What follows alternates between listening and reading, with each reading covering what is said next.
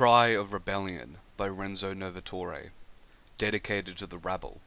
The fall of peoples and of humanity will be the signal of my elevation. Max Stirner. The restless, questioning spirit of the new human beings can no longer nurture themselves on Socrates' historical hemlock and Christ's legendary cross.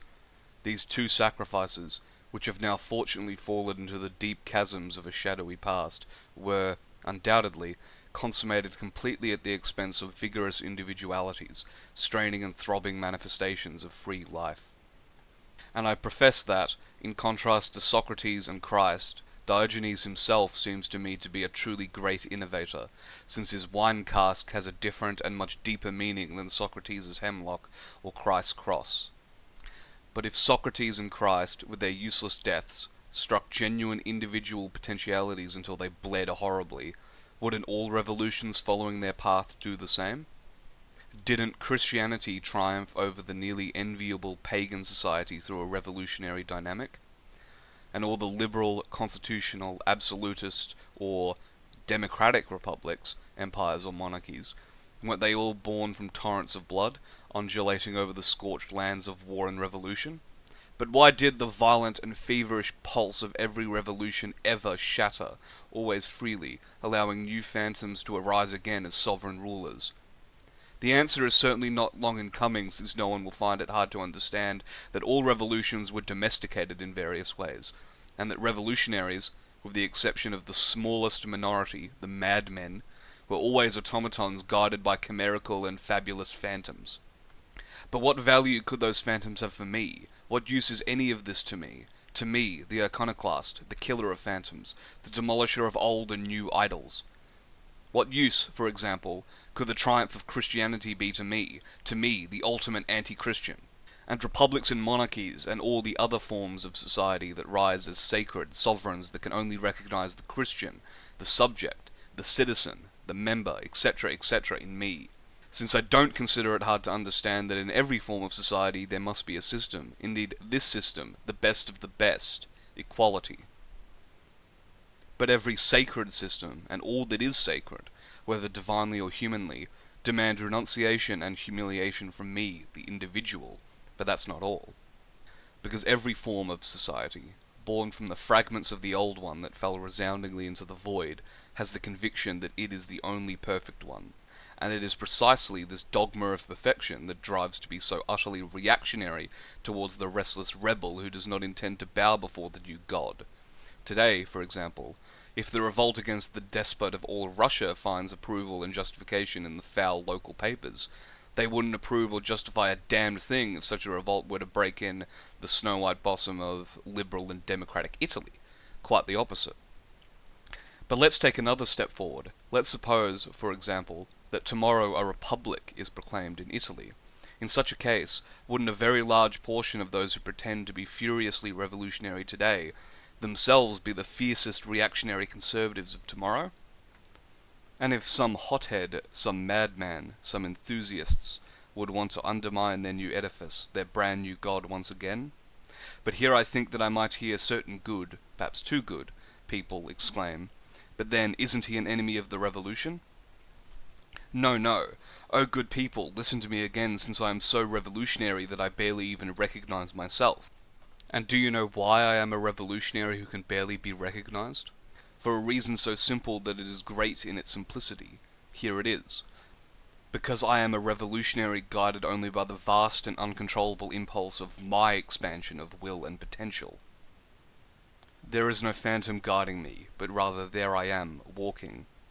There is no chimerical dream of the perfect society of universal human redemption, but rather there is the absolute need for my potential affirmation before other potentialities. God, the state, society, humanity, etc., etc., have their own cause for themselves. If I don't want to subjugate myself to God's cause, I am a sinner. If I don't want to submit to the state, society, and humanity, I am a wicked man, a criminal, a delinquent. But what is sin? What is crime? Here again, I don't think there is any need for a long and complicated digression to analyze all this, since even children must know by now that the most serious sin that you can commit against divinity is to mock it, not obey it, desecrate it, and deny it. In short, desecrating what is divinely and humanly sacred is the greatest sin, the greatest crime. Sacred, this is the most monstrous and terrible phantom before which we have all trembled up to now. Here is the old, harsh tablet that the new human beings must shatter. The free spirits, the iconoclasts, all those who have finally discovered in sin and crime the new spring from which the highest synthesis of life gushes.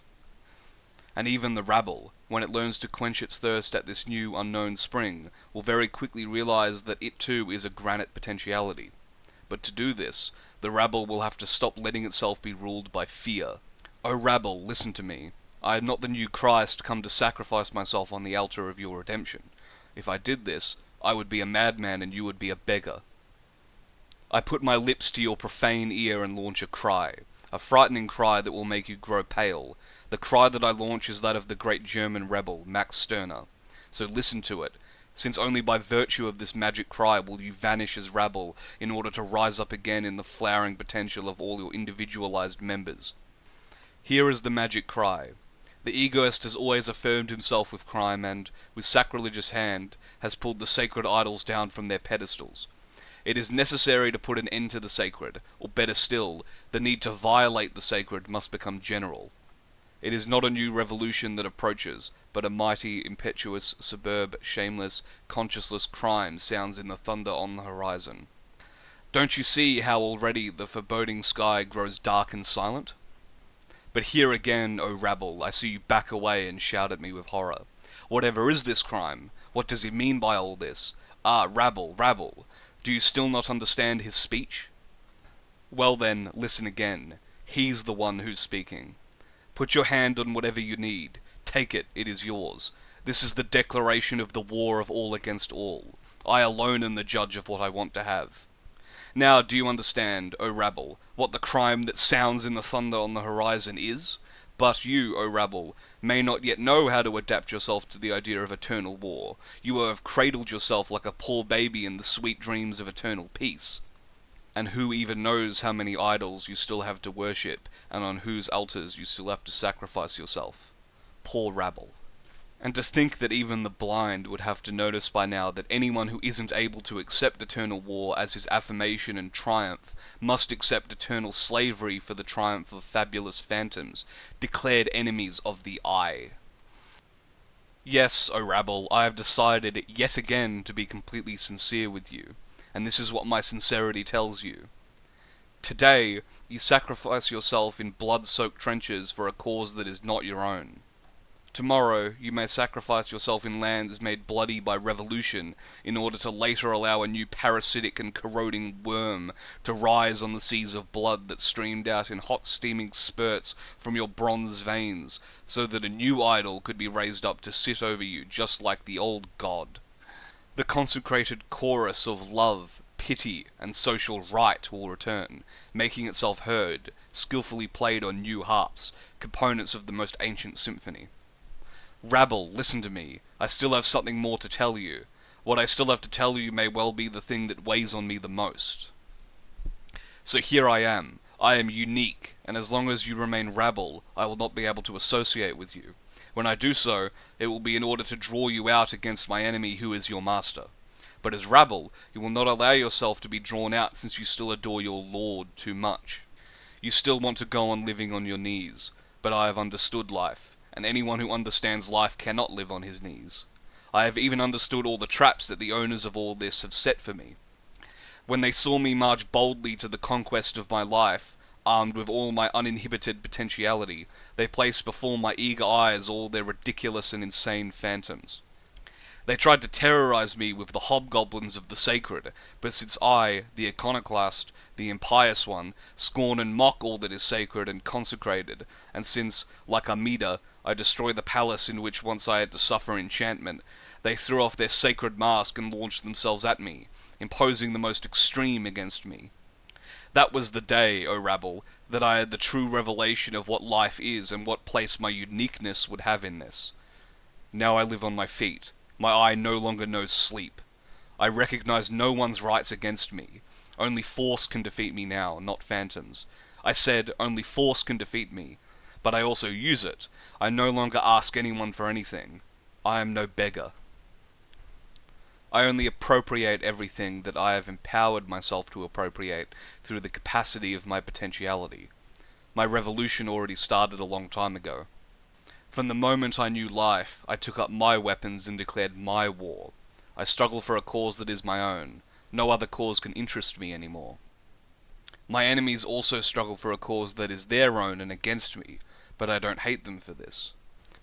The real interest that they have in fighting against me exempts them from my hatred, since I have taken up my weapons against them only due to my real interests.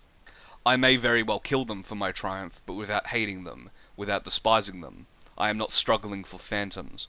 Rather, I despise beggars, misers, all those who don't dare to fight, but only know how to beg and weep. They are the ones who beg for fallen crumbs from the sumptuous table of my enemy. And with these misers of body and spirit, my enemy creates a blind and formidable power to launch against me in the battle that has started between we egoists. But what could these misers ever gain from the victory over me brought back by my enemy, i.e., by their master? Nothing more than the usual crumbs and eternal slavery. But what are you then, O rabble, if not the blind, unconscious, begging mass that launches yourself against me in defense of your Lord? Listen to me, O rabble, you must vanish as such. You must have no place in the theatre of my new life. Do you sneer? Are you maybe lashing out at me?